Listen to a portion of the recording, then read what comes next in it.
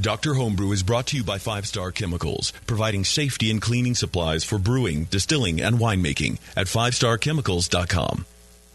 Doctor, look! Stand aside, nurse. I'm Dr. Homebrew. Stand clear.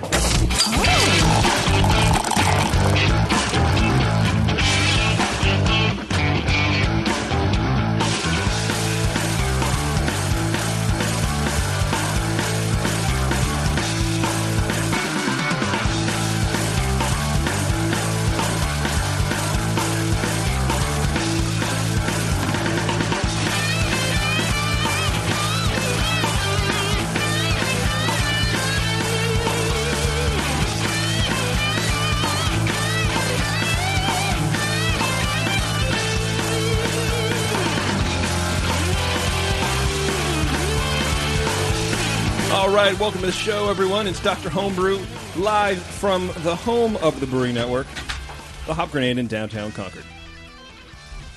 How's everybody doing tonight? Did you turn on the on-air light so everyone out there knows that we're on the air? I did, but they don't play us out there. Uh-huh. Yeah, we're not. Yeah, 'cause they won't know otherwise. No. No, and they won't care either. But No, they won't care. no, No. But they're happily drinking beer. Look at it; it's a nice crowd out there. Yeah, it's pretty good, man. You know, we get a little crowd every now and then here. Anyway, welcome to the show, everyone. Thanks for tuning in. My name is Jason, and with us, as always, Brian and Lee, who are the brains behind the handsomeness that is Dr. Homebrew. Thanks for joining us, fellas. More brains. We definitely need that brains around here, that's for sure. Zombie beer. This show, like every show, is brought to you by 5 Star. You go to 5starchemicals.com. You learn all about how to properly clean and then sanitize your home brewing equipment. We've talked about it every show, before every show, and sometimes during every show. Sometimes during, well, whatever. And always for extended sessions after the show, but you guys don't get to hear that. No, that's the paid content. That's behind the paywall. Right. And, yeah, so anyway, 5starchemicals.com. Learn how to properly clean and sanitize your stuff. Here's a hint. You can't do it all at once. You got to clean it first. Then you got to sanitize it. And the folks at 5 Star Chemicals know all about that kind of stuff. They do it better than anybody else on the home brewing market. Check them out, 5starchemicals.com. Man, it seems like it's been a while since we've been in the studio. I think last time we were recording in December. No, it was January. We're here January. Did? Yeah. Twas January. Yeah. Oh my God. It's just Beer Week was in the middle. It seemed like a month. Yeah. That's probably Beer what it Week was. and Yeah. San Francisco Winter Beer Week Brews with Fest and 5,000 events to go to, and all the craziness. Yeah. yeah, Did you guys do anything for Beer Week? Anything fun? went through 3 livers. Yeah? Yeah, That's pretty good. yeah. Dave Teckham and I do a beer judging 101 class every year and train some unsuspecting prospective judges that don't know what they're getting themselves into. It's a lot of fun. It is. Yeah. Went over the Tornado Barley Wine Festival. Oh, yeah? Had a bunch of barley wine. That was good. Get yelled at? Always is. No, I didn't get yelled at. No? I was lucky. That's too bad. Yeah, I went to- know. Yeah, that's your job. You can yell at me here. Just go ahead. Yeah, there was the unofficial second anniversary of Altamont Beer Works one night, and then the official first anniversary of Eight Bridges Brewing, and both locally. So I went to a lot of local Beer Week events. That was fun. That's good. You got to keep it local, man. At least give the local folks some love. Yeah, I didn't do anything at all. No? I didn't go out for Beer Week. I stayed in. I was a hermit. I was a recluse. But that's what I do. A recluse. Is it for a reason? Celebrating our own ways. Yeah, we celebrate in our own way. Steve's here. He's one of our guests tonight. Did you do anything fun? Oh, yeah. Get on that mic. Get on that. Sorry, There you is go. that a little Yep. better? All Yeah. right. I actually went to the Tornado Barley Wine Festival last year. But it's a great little event. I went to a wonderful little dinner and beer pairing over at Elevation 66 in El Cerrito. Just a couple. Yeah, pretty low key this year, but yeah, wonderful event out there in SF Beer Week. Fun, yeah. I think SF Beer Week is a good idea, but it's, I don't know. For me, there's too much, so I didn't even look at it this year. I didn't even look at the calendar of events. I didn't even care about it. You have to pace yourself. Yeah, for sure. And then there's the people that wait in line for hours, for that beer, and then It's gone. it's like, wow, Yeah. you did that. Okay, cool. Is that the Voldemort of beers on this show? The P, the E, or Plight of the Elder? Y? Oh, yeah. The No. beer that can't be named. No, not at all. Say it. I was just. Everybody knows what I'm talking about. Yeah. Do you wait in line for those things? Is that? Oh no. is that your I thing? mean, IPAs are cool. Yeah. I got nothing against them, but I'm not waiting in 2 lines when there's so many other things Yeah. to try out. Yeah, that's kind of our. What if you luck out in your ale house on a Tuesday night and they're, we just put one on, and nobody throw it on knows, there. and there's no line, so You'll be fine. Yeah, You'll be all right. There's a lot of other good imperial and triple IPAs, so yeah. Well, speaking of beers, we have a couple good beers in front of us. We have a red from Steve. Are we doing that first? Yeah. Okay, we should probably do Why that not? first then. Yeah. Sorry, Garrett. I know Garrett's listening. And he brought, what did he bring us? An Russian Imperial Imperial. Russian Stout. A Russian Imperial Stout. Awesome. Always a good choice. He was here. Oh, God. He happened to be visiting out here a couple of weeks ago, and he's like just telling me stories about this beer. And he's like, I wish I had some more left. Oh, maybe I do. And so he found some. I think this is like the last of his stash. And so, he wants some good feedback on it. So, yeah, I'm pretty excited about it. And then we have a red ale. I really like the red style. It's something not a lot of brewers do. I do, really. I'm going to move the camera. I'm not in the mood for charades tonight, Beverly. You're flipping me off. Cool. Thanks. Appreciate it. Thank you very much. We can look at Brian the rest of the night. Right.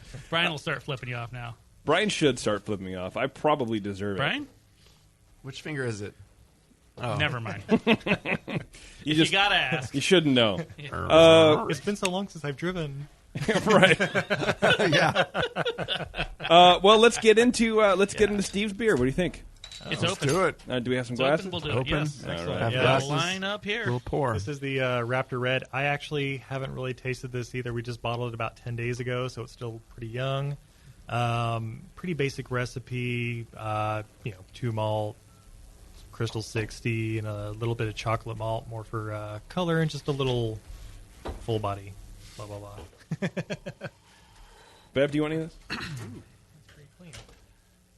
That smells very good. A little fruity, maybe? Yeah, it's probably a little hoppier than most. Usually hop on the high side just because that dies down pretty quickly. Oh, okay. All right. I've only been brewing for about a year and a half, so I'm still learning everything. But Is this all grain or extract? all grain, actually. Okay. How many all grain batches have you done? Probably about 10 all grain, about 30 overall. We do it. Me and my girlfriend Izzy, we do it about every other weekend. Okay. Just to kind of. And by do it, you mean brew. Yeah, brew. Sorry, Yeah. we do it much more than every other weekend. nice. I wasn't. No. She's a lucky person. But brew every other weekend. That's cool. Good times. All right, Brian, what do you think? You're in the it. hot seat now, man. Do it. Go for it. The hop aroma overall was fairly low. It wasn't like super crazy intense like some of the really wild, modern amber or red ales, as they some are called. But yeah, I did notice it right away. It had a light citrus and maybe kind of a low earthy note under that. The malt comes across with this medium light kind of bread crusty note to it. And a lighter chocolate and toasty quality in there too. Fairly strong fruity esters, a pretty fruity beer. It does smell fresh, and a little bit of a low alcohol note seems to come through there too. The color is pretty. It's just a nice basic amber as advertised. I had a low off-white head that faded fairly quickly, and I don't know if there was any sometimes the bottling issues will cause a head to fall flat more quickly than it would if you're pouring it from your keg and it's primed and ready to go. And I did notice that in the mouthfeel the carbonation was maybe a little light, but and mostly finer bubbles. It's a pretty beer. It's quite clear, easy to see through it, and little kind of orangey highlights in there. Flavor-wise, the toasty malt kind of comes through up front, and I really enjoyed that. And there's a low kind of caramel undertone. It's kind of a departure from some of the amber ales that you get. They're just one-trick ponies of caramel only, Now, we're judging this as a amber ale, right? American Amber 10B. Okay. Do you think they're ever going to get a red ale category in there? This basically is it. Yeah? As far as I can tell, yeah. Well, I think with the new style guidelines, there's going to be red IPAs, and there's going to be some other styles of American. Wait, how did they go from not having a red category at all to a red IPA category? There's going to be 6 different IPAs. White IPA, red IPA, brown IPA, black IPA. Are you serious? If that ever gets launched. Imperial yeah. IPA, probably What maybe the triple Herbal IPA. What's a white IPA? What's a white IPA? Is that like a Blue Moon with a bunch of hops in brewed it? with a wit beer kind of yeast and maybe Really? some coriander. Yeah, People there's, do that? They're out there. There's some Yeah. commercial Really? examples out there. Name 4. I can't do that. See? Hold on, let me get my phone out. Yeah. Yeah, You can't name 4, but we're going to have a category. You're going to have to learn about it yeah. and judge it. You sound as happy as I do about it. There's a lot. It was hard to learn all the categories in the 2008 style guidelines. So yeah, Now it's like 50% more. When Isn't the She's Chainbreaker a white IPA? yeah. Chainbreaker. Yeah. That was the name I was trying to think of. That's the one I know I've had. I don't know if it had coriander. See, we in it, named but- one. Yeah. Well, all right. It's a style, JP. I always ask for 4 of everything because anybody can name one thing of any Yeah. example for anything, but Well- 4 is really tough. or Vol. It's its own style, right? You know, it needs its own category. Finish the sheet. Okay. Smack. Yeah. Yeah. You're doing great, The bro. hop bitterness was medium, maybe bordering on medium high. It's a little, maybe a little bit rough coming through a little bit, but not too harsh. Hop flavor was fairly low, pleasant and lightly citrusy in there with the malt. You know, really the toasty malt kind of won out the battle there. It's a maltier edged beer. Fairly clean presentation as far as fermentation, everything goes. But yeah, definitely balanced the malt. More of what I would call a classic amber ale. Body-wise, medium-bodied with a moderate. There was a little bit of astringency coming through there to me, and did have a little bit of warmth, but not not sharp or hot or offensive or burning the back of your throat. It was just nice and pleasant little warmth in there. Not super creamy or smooth. It has more of a little bit of a that bitingness to it, but at the same time, the carbonation is kind of medium-low, a bit low for the style. So it's not super prickly, but it's a little biting in the astringency kind of element, like sucking on grape skins a little bit. Not, not offensive or harsh, just sounds amazing. a light note of that. So yeah, pleasant drinking American amber, more in the vein of classic style, I would say. Could use a bit more of that caramel sweetness to balance out some of the other elements that are there, and maybe a little less of the toasty malts that may be in there. You can avoid the astringency by a little more carefully sparging. Keep your sparge below 168 Fahrenheit. Make sure your final runnings are running over 1008 and pH less than 6. And then bring up the CO2 level, and this is a lovely beer. I gave it a 31. I thought it was a pretty well smooth drinking beer. All right. Yeah. Lee, go for it, buddy. I would agree with most of that. It's a really pretty beer. It's this nice sort of mid-amber, almost coppery kind of color. Just brilliantly clear. It's really pretty to look at. Not much head on it, and I think that probably has something to do with, as Brian noted, the carbonation seems a little bit low. It may not have quite finished carbonating yet.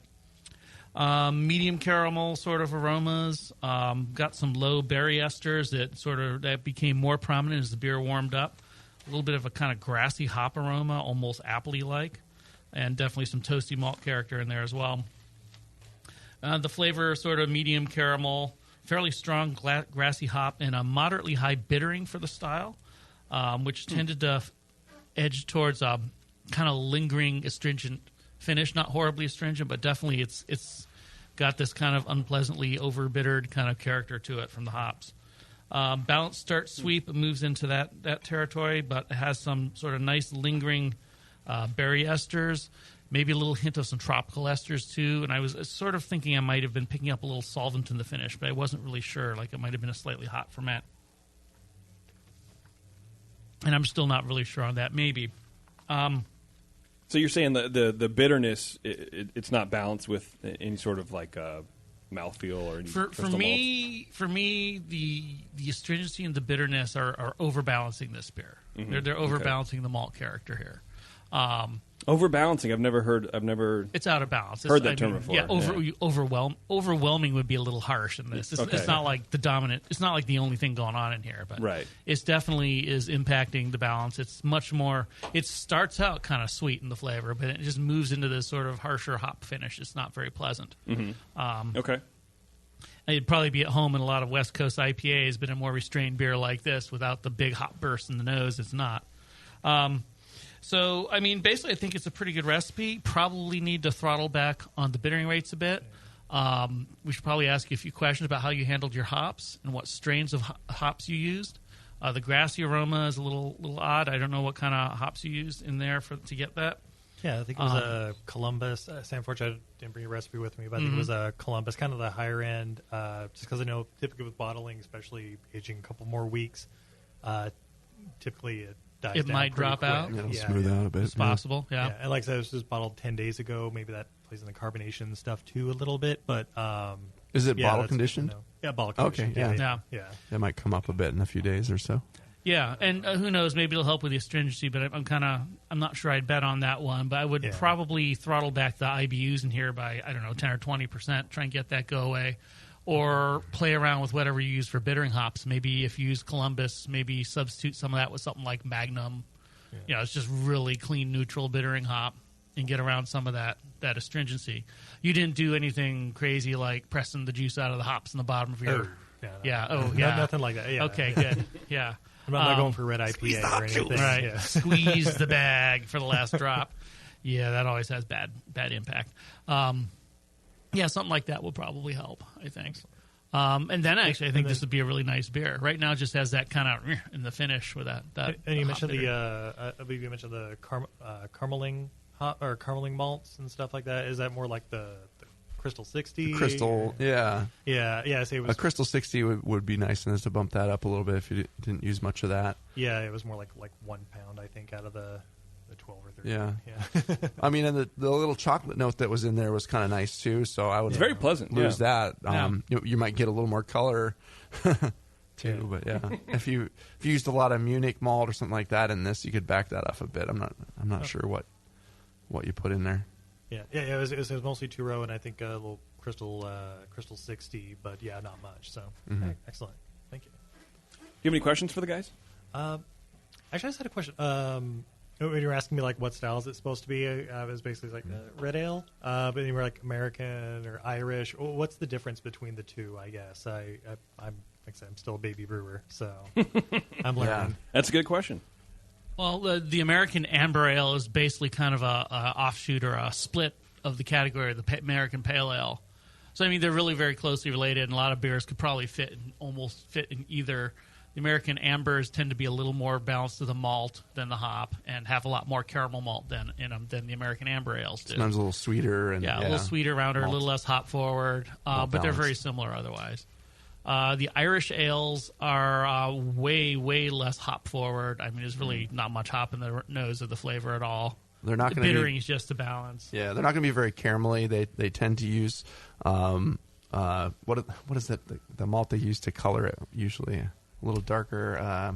Not Karastan, right? No, I'll have to look it up. Yeah. You could probably get away with Munich, but it's not that. Little Dark brown Munich. malt, amber malt. Yeah. I don't know. No, it doesn't taste like that. Anyways, those tend to be very hop restrained. Yeah. Some of them will be lagered. Even the ale ones usually don't have a huge ester profile to them. They're just a very smooth drinking, easy drinking sort of beer. Sometimes lagered. All right. Excellent. Yeah, I was just curious. So Yeah, basically everything I mean- American's hop heavy. Basically. Yeah, Right, yeah. as usual. Yes, yeah. I mean, you could try and convert, throttle the hops way back and make this into an Irish ale. Yeah, it would almost work. I mean, the caramel probably not too bad for that. Yeah, I probably need a little more. Yeah, you might get just a threshold diacetyl in some of those, or maybe a little higher, but not much. You don't want it to be a big note, but a little bit of that might be okay in an Irish ale. And you succeeded if you just get something that's almost irresistibly drinkable, even though it's not full of hops and all sorts of crazy stuff. It's just smooth. It's almost like an Oktoberfest in that way. It's just smooth. If you get it right, it's smooth, it's wonderful, it goes down easily, and that's it. Yeah, that's kind of what I was going for, but yeah, it was sort of a little hop heavy. Because like a little hoppiness, being here in the Bay Area, everybody does, right? Well, some people do. Yeah. And actually, this I would say this is firmly in the territory. What you've got here of an American Amber Ale is you do a little something about the roughness of that hop character, and you'd be fine. Right. Perfect. Thanks, guys. Yeah. So Jamil's recipe for Irish Red uses 6 ounces of Crystal 40, 6 of Crystal 120, and 6 ounces of roasted barley. So that's where the color from the beer is mostly coming from that roasted barley and the darker Crystal. So yeah, the roast comes through a little bit, and it's got this kind of not roasty intensity like a stout or anything like that, but it has a little edge to it with the roast And roasted barley is the malt I was trying to think of. Yeah, so Excellent. that's what a lot of them use to color it. Yeah. And in the end, I think I scored this. No, I know I scored this a 29. Okay. Right? 31. Yeah. Yeah. So average 30. Yeah. Respectable score. That's pretty good for being. Well, you say you're brewing for about a year. About a year and a half now. Yeah. Yeah, and you got a lot of batches under your belt. Yeah. Well, practice makes perfect. That's true. Yeah, you can't master a style or hope to do it well if you don't do it more than once. Yeah, exactly. Yeah. And with this, it's like our I think our first batch was like an Irish red that just came in the kit or whatever. And so it's our first time kind of doing one on our own. Kind of doing to our taste. So now with this feedback, we can definitely go back and. I don't know. Hopefully I can bring you guys another one here in a couple months. And Yeah. All right, we'll Please be here. do, man. Appreciate the energy. It's a lot of fun when you're just in those initial stages of brewing and like, Yeah. oh, I can do this, I can do that, and it sounds like you're doing some teamwork there at home, and that's cool to involve the family. Yep. I got my wife to brew once. I did a lot of the work. that'd go. She still hasn't forgiven him. Yeah, we put some. It was a blonde ale. And we put some chili peppers in some of them. We called it hot blonde ale. Yeah. So it was kind of. How'd it She go? still hasn't forgiven They him. haven't named it as a style yet. No? But I did find 6 white IPAs in Deschutes Chainbreaker. All right. Blue Point White IPA. Never heard of it. Harpoon the Long Thaw. Never heard of it. Sierra Nevada Snow Wit. Never heard of it. Oh, I've heard of that one. New Belgium Accumulation. Never heard of it. There you go. All right. Well, cool. You did it, Brian. Right. Brian found it, and JP Okay, that was only is 5. ignorant. He hasn't heard any of them. It was only 5, but yeah. I'm so dumb. Now, I was drinking IPA. Well, I wasn't drinking IPA. You were drinking IPA? Oh, that's not true. I lied again. I had a sip of an IPA a couple weeks ago, and my friends were like, "Oh yeah, that IPA it had this weird, funky flavor." I'm like, to me, it just tasted like hops and malt. Like I didn't even because I don't when I sip one or when I try it when I drink one. I don't taste it. I don't sit and think about it like I do every other beer, like all You the don't other beers. dissect it? No, I don't even try to don't enjoy get it fussy at all. about it? No, I just drink it and I go, oh yeah, that's an IPA, and if I can taste hops and it's bitter and it's malty and it's balanced, cool, there you go. But I don't get any deeper in it. And I wonder if that's kind of messing with my palate. No, I'm not no. focusing on it. I'm not thinking about it. I don't really care you- about it. Not focusing on it isn't going to mess with your palate. I mean, Yeah. it's a huge character flaw in this room, but you Yeah. know, Well, it's all right. it's not going to throw off your palate. Yeah. It's just It's- not going to train it. I'm the shortest pygmy. Big Right. deal. That's Yeah. why they put you in the tall chair. Right.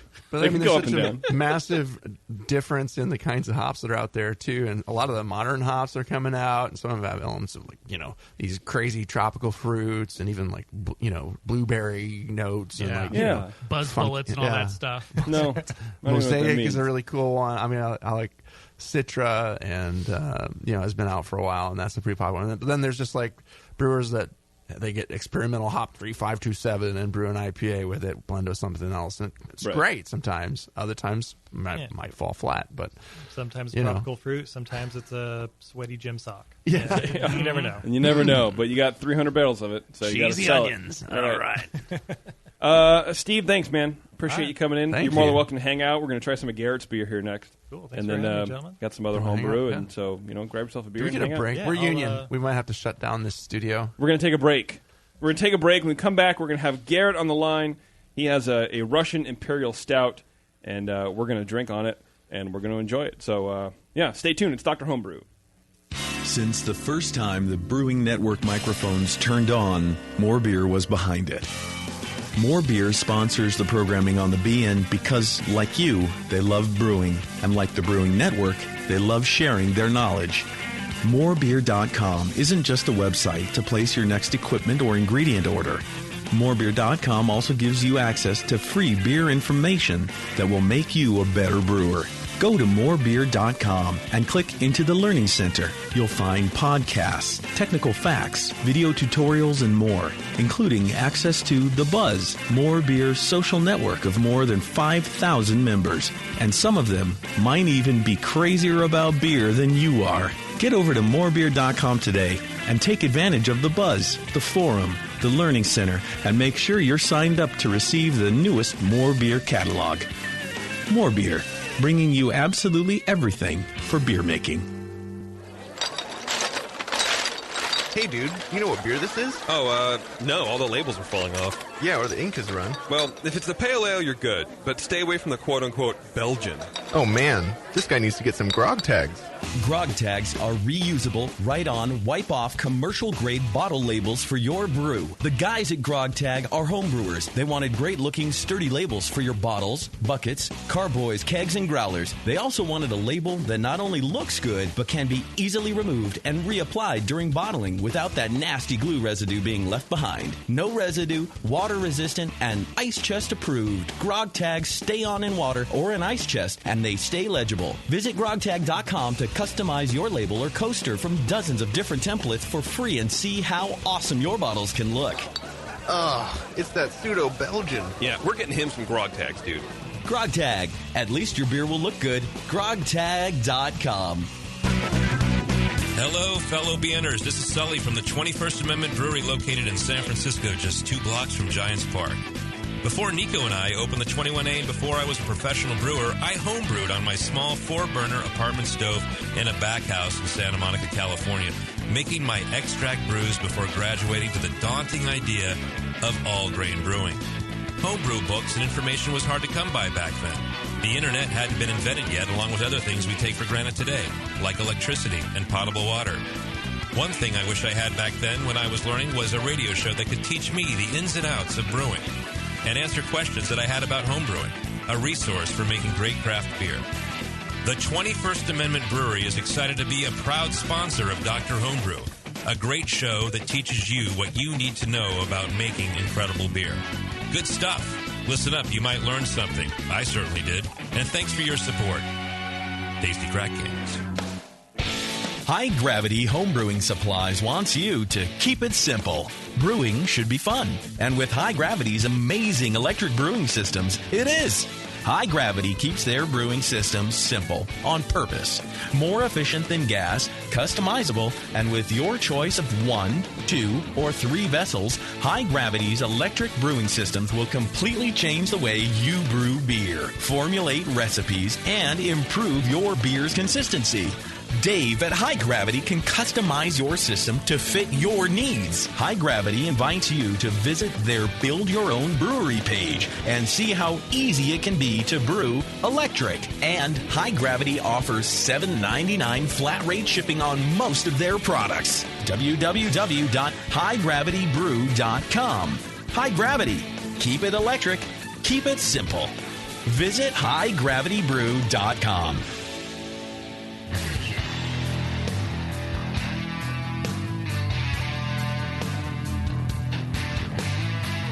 Now, back to the examination.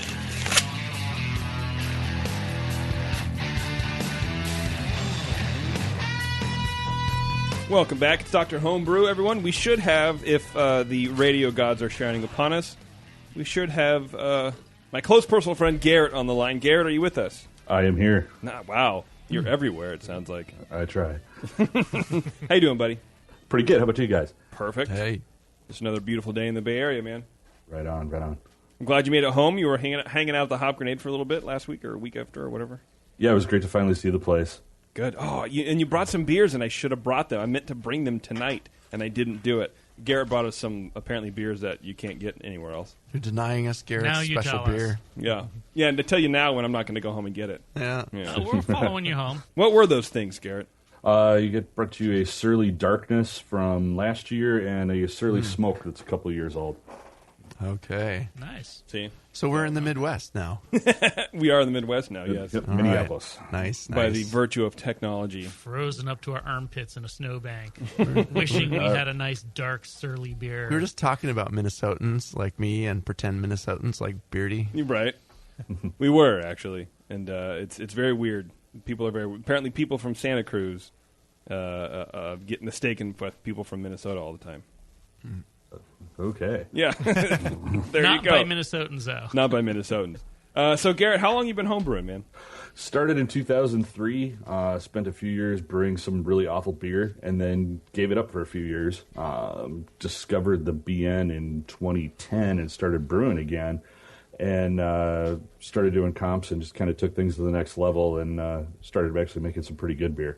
Oh, awesome. What's the story behind this thing, this Russian Imperial Stout? So that started life as a Jamil recipe that I tweaked a little bit. The brew day pretty much just went sideways on this thing. Okay. My gravity came in really low. I ended up having to add a couple of pounds of DME and a pound of brewer's crystals to get it up to where it was supposed to be. Oh, wow. How short were you? I don't have the exact numbers on top. Okay.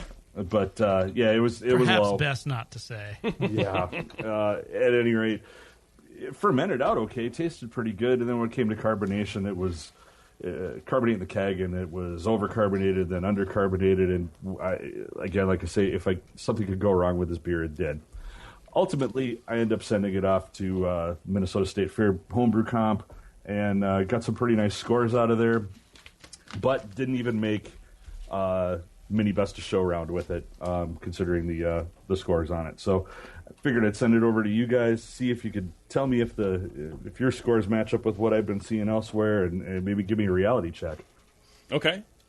I think we can do that. Yeah, it's on Awesome. tap out front, isn't it? Yeah, I think so. Is it really? I don't know. I wish it was. Yeah, Reality check. It's true. Yeah. It's a Pilsner from Moonlight. It's a local joke. You wouldn't get it, Garrett. Lee, Yeah. start us off, buddy. Start. Yeah. Boom. Okay. Starts out with kind of a big cocoa coffee aroma, kind of a grainy base malt under that. Not a lot of esters, but some berry esters underneath. And then as it warms up, you get a lot more kind of fig and dates. Actually, a fair amount of that, which is good. Medium kind of coffee, medium roast coffee kind of flavor. No hops were picked up in the nose, really. Seems like a clean ferment. I get a low alcohol note, no solvency or anything like that. Seems like a clean ferment, fairly a little toasty hint to the malt. Appearance, this is opaque. I couldn't really see through this with a flashlight. Couldn't see through it with a flashlight at all. Black, maybe dark brown, but kind of black. This one maybe is a little clearer than the previous pour. Yeah, I see a little more through it. Low brown foam, which fades to a B. Doesn't have much head on it, but that's kind of okay for this style. They don't all have a good head. There's so much alcohol in them, and definitely leaves a little bit of some legs on the side. Some nice alcohol, sugar dribbling down the edge of the glass. Yeah. So it looks really good. Flavor, chocolate and coffee is kind of what it leads off with. Some kind of cherry and berry esters and a little bit of toffee after that. Mm-hmm. Didn't really pick up any hops again. Balance is definitely to the malt. Finish is rich with some lingering esters and roast malt flavors. A lot of that kind of fig and date flavor in there again. Nice complexity, good layering of those flavors. That sort of chocolate and coffee and cherry and figs, and it all just sort of piles up and gives you a lot of different flavors that really hold your interest. It's just what you want out of an imperial stout. Nice complexity. Slight bit of a tart edge to the cherry, not bad. I mean, it's not like it's gone sour or anything. And a lot of stouts will have, and actually kind of can help a lot of them, that a little bit of tartness in the end, and it kind of helps balance it out a bit. Sorry, just pausing for a taste here. That's all right. Yeah, medium high body, medium to medium low carbonation, clean alcohol warmth, medium high creaminess, not astringent at all. It's very smooth finish for a big stout. Mm-hmm. Leaves a slightly sticky finish. It has a little bit of sweetness to it. Overall impression is a really nice example of a Russian Imperial Stout. Rich, many layers, smooth. It really engages the intention and rewards it with all these different flavors going on here. So really, there's some room for improvement, but we're getting to the point now where mostly I think we might be talking about stylistic and interpretational things. Maybe a little better head retention would help. You know, it's not required, but it always helps the presentation of a beer. So, I mean, something like a little bit of wheat malt might help with that. Although that can throw off your flavor balance otherwise. Not a whole lot, though, but something like that might help. A little more carbonation might help. Also to drive the head. The ester intensity works pretty well here. It really comes across as almost kind of a British-style Imperial Stout to me. You know, there's a lot of esters in here. There's no hops, and I think that's fine. And certainly if that's what you're shooting for, that's good. You've achieved it. I think the level of esters here would probably not be good if you're going for a hoppy American-type Russian Imperial Stout. But this is really good. Those esters really help that's the balance, a good point, I think. yeah. Yeah. And the only other thing, really, is in some ways this almost comes across like a big, rich Imperial Porter. It's got a lot of chocolate and coffee, and it's all wonderful, but it doesn't have a lot of that kind of darker, edgier, ashier roast malt, roast barley kind of edge to it. Right. It doesn't necessarily need it, but if you want to present it as an imperial stout for a competition, having a little bit more of that sort of flavor there, it doesn't have to be a lot, just enough to make itself known, really, would probably help if you want to go for a better competition score. But as it is, it's wonderful. I mean, I give this a 41. Well, it'd be hard to drink it all day, but I could hurt myself trying. It's very nice. It's a very nice beer. You did a good job on this. Even after all the conniptions you had to go through to get here with it. Right. Awesome. Cool. Brian. Hey. That's you, buddy. Yeah, it is me. I agree with a lot of what Lee said about the beer. It is in the aroma, you get a rich, pleasant roast character up front. Some clean kind of cherry-like esters and a medium low level. No detectable hop in there. And some other malt characters. It's got this supporting kind of semi-sweet chocolate note in the aroma. Some coffee. And to me, it wasn't overly fruity like some of these beers are. Like you get this the fruity edge to the dark malts in the aroma that sometimes pokes through, but you definitely get a little bit of that alcohol. You can get pretty smooth though. It's not like a biting like, wow, there's some sharp alcohol here. It's just smooth and seems very clean. Appearance wise, again, deep black color, basically opaque, with a low light tan head, faded fairly soon. Then that's okay for the style. As Lee said, maybe some judges would prefer it to be stick around a little better, but that's a very fine point for this beer. Most judges will let that pass. I gave it a 3 for appearance out of 3. Very fine bubbles, some legs evident, clean to the edge of the glass there. Flavor wise, it had a different impression in the flavor to me than it did in the aroma. It came through with this smooth, rich malt flavor with roasty and rich chocolatey notes prominent, and it even had a little kind of vanilla and a light kind of boozy element to it. And it doesn't seem like this was a barrel aged beer. It seems like, well, it's probably a slightly aged beer, but it sounds like this might be your last few bottles of it. Anyway, it was sweeter and fruitier in the flavor than in the aroma to me, and that sweetness came through pretty nicely. Bitterness was medium low with a clean ale ferment, apparent kind of again on the UK side of the flavor spectrum. I see it looks like you used an English ale yeast for this one. So actually blended the yeast on this one. Oh, okay. So I used 2 vials of the 007 and 1 vial of the 004 Irish ale. The Irish, okay. Oh, wow. Yeah. Okay. So is that what's throwing that cherry flavor? I think that's just from your malt. Did you put any Munich malt in here? That's the first place I'd look. No, Special it B. was Maris Otter, Caramel Munich. Pale Ale. Yeah, you got Munich. And that was it for the base malts. Munich Caramel 60 Lav. That's probably Oh, where there the was a cherry's Munich coming there. from. Oh. Yeah. And I mean, the 07's the English dry ale, right? Yeah. Yep. Yeah, that may throw some esters too. Depends on your temperature, but Yeah. you've got a high gravity beer Oh. here. It'll probably push it. Those yeasts should do fine for the beer. I mean, you can brew it with an American ale yeast, and it might be a little less interesting than this one is to me. Exactly. So there's a threshold. There's a point where if you use too much Munich, you're going to get some of these like stone fruit, or is it particularly cherry flavors? Or Munich malt what is just that? tends to have a cherry flavor to it. No matter what? Yeah, There's pretty no- much. okay. Well, the more you use, the more you get. Well, yeah, but I mean, And there's different no. brands will have a different character. Like some of the American ones almost taste more like Skittles than cherry, but Okay. yeah. Taste the rainbow. Yeah. Yeah. Interesting. Okay. So sorry, this was an all grain. Is that correct? Oh yeah. Yeah. Oh, okay. Yeah. Excellent. Okay, so continuing the pretty firm, smooth alcohol in the flavor, and a sweet chocolate that just lingers in the aftertaste and keeps going. Finishes kind of medium sweet, and it seemed like a good place for it to be. I liked it even more when I got to the flavor. The aroma was, had some nice elements to it, and it was promising, and then it just delivered in the flavor in a kind of a surprising way. Medium full body in the mouthfeel with a somewhat of a toastiness to it, like not sharp warmth, but just a nice smooth warming poking through there. As in, I'm going to get toasty if I drink too much of this. No obvious astringency or anything like that. Just fairly creamy and smooth, and the carbonation is medium-low, as it kind of should be, staying out of the way. Very nice overall Russian Imperial Stout with some interesting contrast between the aroma and the flavor. That's slightly boozier and vanilla kind of and sweetness in the flavor and a lot of interesting elements there. Yeah, it kept it fun, and it did have kind of a barrel aged quality to it, but it doesn't seem like it's barrel aged. But it seems like it How old is this beer? This was brewed almost a year ago. Actually, it's almost a year to the day. Okay. Yeah, it tastes like it's definitely got some age on it. Yeah, it's got that character you get. That sort of old caramel kind of flavor.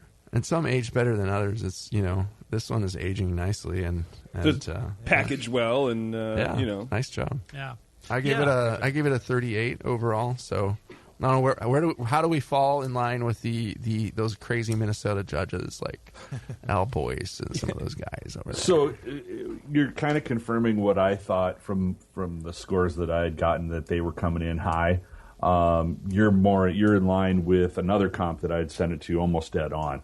So you kind of confirmed what I was thinking there about the scores from the fair. But hey, that's cool. And you sent it there fairly early in the beer's life, or that would have been last August. Okay, so not too early. Yeah. But that's still, that's, what is it's that? It's going to be a way different beer than it is now. It's like 80 months ago, right, or something? It seems like. Yeah, one other thing I'm picking up in the flavor here, which I missed earlier, and I'm kind of triggered looking at your recipe sheet here. I'm definitely picking up this mineral character, the water treatment you did. Okay. It has a noticeable mineral character to it. And I don't know that could be throttled back at all. You'd have to worry about how to balance it. But it's an interesting addition, actually. But if you look for it, which I wasn't looking too heavily, it's really there. And if I might ask something real quick, the figgy datey feeling, like that quality, is that from the aging or a particular malt or something? It's a good question. I used to always think that was ferment esters, but it very frequently shows up in dark beers. It could be the special B that Brian's pointing at. There's a pound of special B in this bad boy. That's a common source of sort of plummy, raisiny figgy notes. And it definitely has raisin. Sometimes I think the fig or date kind of esters might even come from some of the roast malts, but I'm not really sure that works that way legitimately. It could just be a ferment ester, but it's interesting that one always shows up in darker beers. Mm-hmm. With the Maris Otter base malt, is there anything you guys know about that having maybe a lower extract potential? Because it seems like every time I use it, I run into this low gravity situation and end up having to make up for it. It might extract. I'm sorry. Having a low crisp points coming in low. No, it should. No, the extract should be fine. The enzyme level's probably not quite as high as the American ones, but the extract should be there. The extract amount. If you crushed it differently, you might you want to adjust your crush every time you're doing a different malt. If you're used to doing your American 2-row, and it might be a little. The Maris Otter may be a little softer. You may have to, crush it a little harder. What do you think, Lee? I don't know. What are you using to crush it with? I've gone round and round with that malt because, again, I've had this problem numerous times with it. So I've got my mill, and I've had that set fairly tight. That's what I used on this run. But, previous runs I've used the store mill, just tighten down as hard as I can, loosen it up to leave a little more husk. Just trying different things, and it just seemed to have bad luck with that malt. As long as you're looking at it, and most of all the husks, are being crushed apart, and you're seeing exposed starches in there. Mm-hmm. I would suspect maybe more of a runoff issue. You're getting some channeling through your sparge when you're running off or something that's just killing your efficiency. It can happen. You run it a little too fast for a second, and then you slow it down. It's like a channel formed, and you're screwed. And the other thing I would say is, do you notice that in the context? Are you using that only for stouts? Or are you using that for other beers as well? I've done some other beers with it too, and you still see that. I just get that same effect. I seem to come in low. Weird. Right, but you compensated well for it. It came out nicely. So hey, yeah. Good. A couple things I'm seeing here that I would maybe put some effort into to make sure you get extract. If you've got flaked oats, It might not hurt to gelatinize them. I mean, the flakes are supposed to be pre-gelatinized, but it's not always done very well from what I gather, so they might not be 100% there. Oh, really? And that could reduce your yield. How do you do that? Just boil it. Just boil it for like 10 minutes before you mash in. Oh, really? Till it gets all thick and gooey and chewy looking. Just make some oatmeal. It makes some oatmeal, basically, yeah. Okay. And the other thing is for all your roast grains, roast malts, I usually like to grind those up real fine. You'll get a better extract that way. No, I actually use a coffee grinder. If you just put them through a regular mill, I mean, that stuff is hard as a rock. Yeah. And it's hard to get the extract out of those chunks, the stuff you get through a regular grain mill. So I think if you grind them up a little bit finer, you'll get a better extract out of that. So are you talking about doing the fine powder grind and putting it over the mash during the sparge kind of technique, or just grinding them fine from the get-go? I grind them fine from the get-go and throw them in. You can put them on top if you prefer that. I've done both ways. They seem to work both. I've even done cold extracts on them before, and that'll work too. But I always find I get better yield, and you'll get better color and flavor off it too if you do that. Excellent. Or I should say more color and more flavor off of it when you do that, as well as probably more yield. That has been on my list of things to experiment with, so I will definitely do that on my next batch of stout. Cool, yeah. Send us some more. Yeah, please. Yeah, please do. Do you have any other questions for the guys, Garrett? I think we've covered it all. Thank you guys very much for just keeping me honest here, and I appreciate what you're doing. Oh. Hey, thanks for sending us Minnesota homebrew, brother. Yeah, great job, no problem. Yeah. All right, Garrett, take it easy, bud. Thanks a lot. Thanks, man. Cheers. Bye. Good beers, huh? Yeah. That was fun. We rarely get any serious losers here on Dr. Home. Right. I mean, the brewers out there kind of know what they're doing these days, and there's a lot of great information out there. Like Dr. Homebrew. Zymergy, brew your own, Dr. Homebrew, homebrew clubs. Right. There's this thing called the internet that I just Never heard about. Heard of it. Never heard of it. Yeah, not that we're not completely willing to help somebody with a totally bogus beer really learn about it. I would kind of. That's the email I've actually been waiting for. A lot of those, like, I don't know what I did, but this tastes like dog urine, and I need a lot of help with it. I do get some of those guys going, I was going to send you this thing, but I don't hate you that much. And I'm like, no, that's what we're here for, man. If you don't know what happened, I'm not going to drink it, but the guys will. Yeah, we should make it a beauty pageant. Like, look, which my beer is prettier than yours and better, and we've got prizes for the low-scoring beer. So we want to give good, solid feedback. And how do people send us their beers? You email jp@thebrewingnetwork.com. Okay, that's right.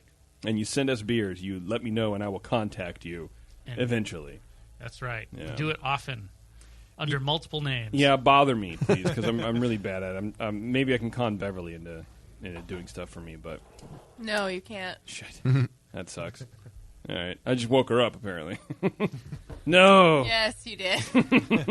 Great. Okay, we're gonna take another break, and then when we come back, recap and that's wrap up. Recap and wrap up. Yeah, that's it. Lee, I knew I'd turn you into a good broadcaster eventually. No, I was just born this way. Oh shit! Just like you and Lady Gaga. All right, it's Dr. Homebrew, everyone. Back after the this. Strange things, I think I actually share a birthday with her. Wow. Oh, you're a lucky man. And a few decades between, but yeah, I don't know if that's luck. Yeah, you don't have a meat dress in your closet, do you? A few dozen zeros in your bank account. Not that I'm telling you about. Okay. All right, everyone, stay tuned. We'll be right back. Do you know the 3 most important rules in brewing? Sanitation, sanitation, and sanitation. And no one does it better than 5-Star Chemicals. 5-Star knows sanitation. You can only sanitize clean equipment. And 5-Star knows how to clean, too. For craft brewers and home brewers, 5-Star has what you need to keep your fermenters, serving tanks, kegs, and draft lines sparkling and free of any beer-spoiling bacteria. PBW, caustic, acid cleaners, Star San, SaniClean, lubricants and defoamers, pH stabilizers, and more. 5-Star Chemicals has cleaning supplies, safety supplies, heat exchangers, pumps, hoses, and valves. And 5-Star is proud to offer eco-friendly products that exceed customer expectations. If you have a cleaning problem, you need the 5-Star solution. Visit 5starchemicals.com or call 800-782-7019. 800-782-7019 and get the 5-Star treatment today. That's it. I've had it. I am never putting hops in my beer get. What? Why? It's just too ridiculous. Insane prices, stupid contracts, high shipping costs, crappy selection. Dude, you need Nico Brew. Nico Brew will rock your f***ing face right the f*** off your f***ing skull. $5 shipping to all 50 states. Plus fantastic international rates get you low prices on Nico Brew's great selection of hops and more. Whether you're a home brewer, a pro brewer, or a homebrew shop owner, Nico Brew can get you the hops you need in increments big and small. Single orders, spot buys, or full contracts. And there's only one place to join the uber special secret elite bare bones club where you'll get the best deals anywhere. Holy f***ing shit. NicoBrew.com. NIKOBREW. Nico Brew, your bare bones buddy in the brewing business. Admit it. Homebrewing is not always free of frustrations. Years ago, brothers Bill and Jim Mitchell decided to minimize those frustrations and create an entirely new brewing process and a brand new kitchen appliance, the Pico Brew Zymatic. The Zymatic sits on your kitchen counter and connects to the internet via Wi-Fi. It comes with access to a huge recipe library full of award-winning beers and can brew your next batch at the push of a button. Improve repeatability and refine your recipes with the Pico Brew Zymatic. With minimal cleaning and hassle, the Zymatic enables anyone to brew craft beer in the comfort of their own kitchen. Just add your ingredients and the process of homebrewing becomes simplified and automatic, allowing you to focus on what really matters while you brew. At Pico Brew, they believe everyone should be able to enjoy the art of homebrewing and make their own damn good craft beer. See the Zymatic in action today at picobrew.com. A few things happened 30 years ago. ARPANET migrated to TCP/IP, and the Internet was born. Revenge of the Jedi was renamed Return of the Jedi and opened in theaters.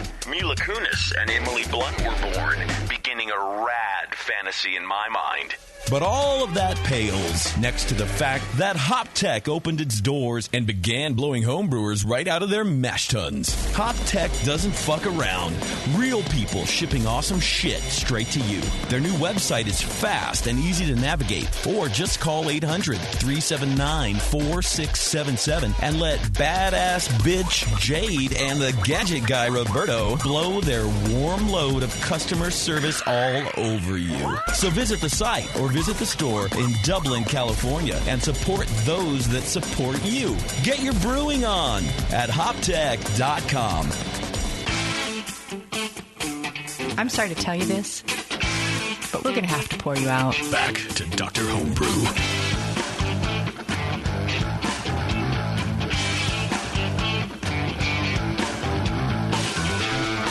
All right, everyone, thanks for sticking with us. It's our recap and then bounce, which is when we get the hell out of here and go home. Is that what that lingo is about? That's what it means, man. We're gonna bounce. It's not calling us dead cats. It's not, no. Damn. Okay, so Steve's beer is Red Ale. What great advice did Dr. Homebrew give him? I liked throw Steve's things beer. in balance, right? It was well brewed. There was a little bit of astringency in it, but that can be fixed very easily. And style wise, it could have used a little more sweetness, but it was pleasant, like on the kind of classic end of the style. But it still had enough hop to keep it interesting. There was a lot of good things going for it. Yeah, basically good beer. A little bit of astringency in the end. A little too much bittering. I think if you throttle back the bittering, you may or may not need more sweetness in the balance. I don't know what you think about that, Brian, but I would maybe just would let it come out more. Push some of those Columbus hops used toward the end, and maybe substitute some Magnum for some of the Columbus. And it'll be a different beer, but and lighten it up just a little bit. Like, later hops always a lot of times better. Just like when I saw a really good a pale ale recipe from a brewer actually in Minnesota, in Duluth, it was like, wow, you guys use that many hops towards the end. This was like back in like 2003 or something. I was like, before anyone started talking about hop bursting, and so I was like, yeah, we use that many hops into the boil, and it really makes a big difference. So it matters. You get some of your bittering from your 30-minute addition, and give a pretty substantial addition at 20 and 0 and 5 and get just. But I mean, with this beer, you don't want to go crazy to push it off the American Amber style. You'd be more into right. Yeah, you want to keep hoppy red, what I would call, but yeah, keep it there a little bit. Keep it there. Keep it there, but just pull a away, little bit, pull away yeah. the Yeah. bitterness just a little bit. Okay. Lee, you agree with that? Yeah. Okay. He has Steve, to what do agree you with think? everything I say. Excellent. And yeah, I'm making Izzy. We're making an Imperial Stout right now. We're actually barrel aging it right now. Maybe we'll have to bring it back, let you guys Please try do. that. You're If gonna you're have to interested. apologize to Izzy for a lot of things that have been said on this show. Mainly by Brian. And then Garrett's beer, the Russian Imperial Stout. Very nice beer. Yeah. Very Kind of nice wasn't beer. a lot really going on. The maybe kill some of that cherry flavor by nixing the Munich. I don't know that I would get rid Why of that. kill the actually. cherry? Yeah, why I don't kill know. the cherry? The cherry is good. I don't know. Is it Compliment. desirable in a Russian Imperial Stout? It's not overpowering in this case. It's just a No. note that you pick out. It's If like it these presents as esters another ester, it's are fine. cherry-like. Yeah. Yeah. No, mostly I think for that beer, it was pretty much fine as it was. If he wants it to present as a more classic Imperial Stout, maybe add a little bit more of the roast barley to it. Yeah. So for okay, that darker, right. ashy kind of note to it, just because it almost comes across like a porter, because it's very dark, chalky, coffee kind of porter, but it doesn't have a prominent sort of darker roast, ashy kind of note to it. So that might help it. A little more head wouldn't hurt. Other than that, not a whole lot you can say. It was a damn good beer. There are a lot of malts in the Really in the was. recipe too. You could probably simplify it a little bit and pick, three or four of those malts that you really want in there, that you like the elements you're getting from it, and maybe lighten up the special B just a touch. But He included yeah. some of those There we go. score sheets he was Oh, hey, crushing all on the right. fair. Didn't Got the see score that, sheets. yeah. No, I didn't. Oh, pull he it got in. a 47 on that beer. Dang, Damn, dude. Yeah. So let me run through his recipe real fast because I forgot to do it. This is for a boil volume of 7.28 gallons. So That's whatever. very precise. Yeah. 15 pounds of Maris Otter, 5 pounds of Great Western Two-Row, a pound and a half of black barley, pound and a half of flaked oats, pound of Special B, half a pound of Caramel Munich 60, half a pound of chocolate, half a pound of pale chocolate. There you go. Yeah. And I think the other thing we discussed maybe was grinding up his roast malt bill a little finer to try and get better extract out of it. That you might not actually have to add more black barley in that if you get a better extract out of that. It might bring that flavor up a bit more. Right. Yeah. And as for any competition, if you enter a competition, you get a 47 and a 43 as your score sheets.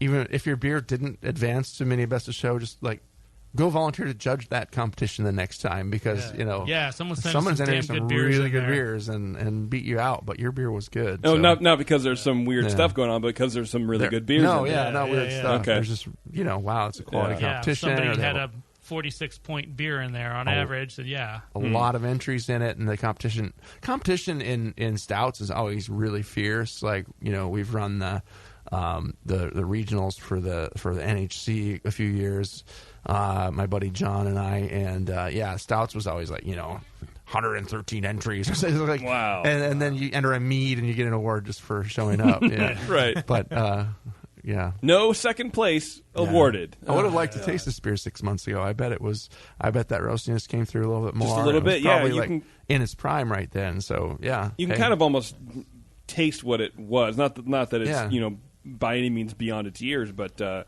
you can kind of get some of that flavor in there. I think a little bit. Yeah, it aged well, but it was. Yeah, it aged nicely. I like that. Yeah. I'd actually be curious to see what a bottle of this would be like in a couple more years. Well, we have one bottle that we can all fight over. There you go. Yeah. That's Lee's. Hey, just a quick question with the competitions and stuff. Is it better to have, because I assume most people try to go for a full body kind of thing. Is it better just to have 3 or 4 flavor notes, or more than that it goes into a Dr. Pepper thing where it's 23 flavors? It's really just one flavor. Yeah, as far as the complexity of your beers for a competition. Yeah, as far as trying to get everything vanilla. Cherry, it depends. It depends on the beer. If the beer style is more complex, this one you can get away with a lot more malts than you can in a basic, a pale ale or a pilsner or something. So it just really depends on the style. But you just want to hit the style, be able to read down the BJCP guidelines and see that it's matching a lot of those points. And you can download the app. Anyone out there who wants to learn more about beer styles, just search for BJCP on your smartphone and download that app. And dig in as you're out there tasting beers. Just read along. It's a good way to start studying, and then it might pique your interest. You may be interested in becoming a judge. So take Beer Judging 101 with us. We're doing one for Sac Beer Week coming up as well. March 7th up in Rancho Cordova. Awesome. So, yeah. Can you still sign up for that? You can still for our sign up live for listeners. that. All right. Yeah, for those of you who want to fly cross country and attend. Hey, if it's worth it to you, yeah. That's right. I mean, Sac Beer Week, you might as well come hang out and drink some beers. How do they get a? They're really they're coming up there, and they've got a lot more breweries these days. There's a lot of areas do. So for a while, I think they were declining a little bit, and then it's come right back up. They're really doing well. So how do they get a hold of you for that? If they want to take that class, well, you can go to the eventbrite.com and search for Beer Judging 101, and it should be one of the only upcoming events that's coming out called that, I would think. You would hope. If not the only. Right. Okay. Yeah. Cool, man. Eventbrite.com /SACBW class 15 is the actual link, I'm pretty sure. Okay. Oh, wow. Awesome. Well, speaking of stuff that's coming up, if you are part of the BN Army, which I'm sure maybe some of you people are, and you are local, and you want to come brew with us, we're having a brew day at Heretic Brewing Company in Fairfield, I think. Yep. Fairfield. I get Fairfield and Vacaville confused. They're very, very close to each other. Yeah. But we're joining with Quaff, the venerable San Diego home brewing club. And we're going to be brewing a couple batches together. So if you guys are interested in brewing with some people from Quaff, they're going to come all up here from San Diego and brew with us. You can email Justin at thebrewingnetwork.com. I, myself, will be there brewing an ESB with someone called Michael. And I'm going to be brewing it on my Pico brew unit. Pico. I'm going to get all the ingredients, and Michael and I are going to stand there. We're going to push a button. And then we're going to go drink a bunch of beer for 4 hours and watch everyone have boil-overs and burn themselves and all the kind of fun stuff that you don't get to do when you have a Pico brew. So I'm really excited about it. Sounds like JP's kind of day. Oh my God, I'm really excited about it. It's going to be. We may even double batch and get a full 5 gallons out of it. Nice. Maybe we'll split the batch, do a little yeast trial or something. Who knows, man? It'll be a fun time. So email Justin at thebrewingnetwork.com if you want to come and check out my Pico brew unit. I'm really jazzed about it. I think I'm going to brew. Myself. Maybe Friday. Maybe I'll brew that Friday beforehand. It'll be a good time. Okay, so now it's time for our awards. This is an awards show, people. So we have our Grog Tag. At least your beer will look good. $40 gift certificate to give away, and that's for the in fun and in jest, of course, the lowest score. Because if your beer is not going to taste like a 50-point beer, it might as well look like one. Well, and the beer did look good, and it's Steve's beer. Steve's beer. There you go, Steve. Congratulations. So that means the HighGravityBrew.com gift pack from High Gravity Brewing Supplies goes to Garrett for his Russian Imperial Stout showing. So congratulations to everybody. Thank you very much for sending beers in and being really excited and everything. So, Steve, eventually I'll give you that your gift certificate to Grog Tag. You also get something from 5 Star, our sponsor, for just showing up and doing some stuff. And so in a couple of weeks, look forward to getting a nice little package of cool cleaning equipment and cleaning supplies and all that kind of stuff. From 5 Star. Okay, I found the actual link. It's SACBWClass15.eventbrite.com. Interwebs. You're a liar. You have to type it exactly right or you won't go there. You're a liar. Anyway, if anyone wants to come join us, hit us up. Tell us you saw us heard us on the Brewing Network, and we'll give you some free beer at the class. Yeah, that'll be a good time, man. And if you're going to take that class, I'm sure you're already a member of the AHA, the American Homebrew Association. They do a lot of stuff to keep homebrewing relevant and in the news and free for everybody to do. So check it out, AHA, AmericanHomebrewAssociation.org. Become a member if you're not a member. Help fight the good fight and keep everybody brewing some great beer. I actually just signed up yesterday. Nice. Awesome. So I could go to the NHC. Yes. Also, if I could just get a quick shout-out real quick. Yep. Oh, yeah. If you're in the Bay Area and interested in learning more about home brewing, please check out the meetup.com, or you can also just Google San Francisco Homebrewersguild.com or sfhomebrewersguild.com, something like that. Yeah, just Google. Google it. You'll find it. We have lots of great events. You can learn more. It's a great little organization I've been with for about a year. A lot of good guys in that club. We've had some of them on the show before, too. That's right. So, yeah. That's right. Awesome. Yeah. And they meet at Anchor. That doesn't suck. Yeah, that does doesn't not suck. That's at true. all. Yeah. If you just want to go to Anchor but you can't get in, just pretend that you're interested in joining the club. Right. No, don't do that. That's not cool. Anyway, everyone, thanks a lot for sticking with us, and we'll see you next time, everyone. It's Dr. Homebrew. Cheers.